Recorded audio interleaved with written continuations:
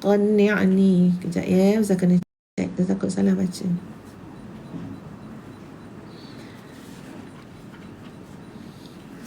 Allahumma qanni'ni bima razaqtani wa barik li fih.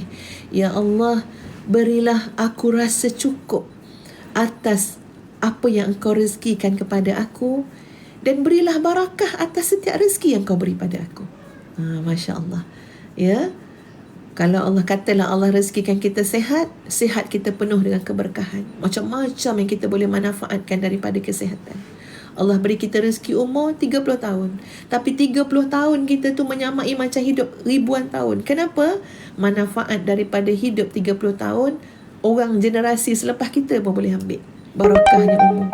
Ya, banding hidup sampai 80 tahun. Tapi sentiasa disebut-sebut kejahatan. Ya, macam Kamal Atatürk tu kan. Ya, apa yang orang sebut tentang dia? Benda buruk je. Bahkan orang yang pergi ziarah kubur dia pun, ya, kalau boleh tak nak bergembira kat tepi tu, tak nak senyum pun. Sebab apa? Ini orang pedajal kepada apa dia? Khilafah Uthmaniyah. Ya, padahal umur panjang. Nak bagi tahu adik kakak, Allah boleh memberikan atas setiap kurniaan tu barakah. Kita ada duit tak banyak, ada RM500 je, tapi besok kita tengok, ya Allah, pahala terlalu banyak. Kita tengok hidup kita pun sejahtera je. Ada anak soleh, ya, hutang tak ada. Allah bagi barakah pada RM500 banding orang ada 5 juta. Sungguh sangka, pening kepala, tak tahu mana pergi duit. Hutang bertumpuk-tumpuk lagi ada. Tak cukup ke 5 juta ni hidup ni tuan-puan? Kalau kita fikir, tak cukup ke 5 juta sampai nak kena hutang bertumpuk-tumpuk lagi? Tak cukup ke 5 juta ni duit ni, ya, sampai nak kena apa, nak kena dengki dengan orang, nak kena buat orang, nak kena santau orang lagi? Tak cukup ke? Orang lain berapa banyak je duit, tapi Alhamdulillah cukup. Ustazah nak cerita adik kakak sekalian, apa namanya, pernah ayah Ustazah, ya, pergi umrah. Kami ni macam nak bagilah abah ni kan duit ni, abah bawa lagi duit, abah bawa lagi duit.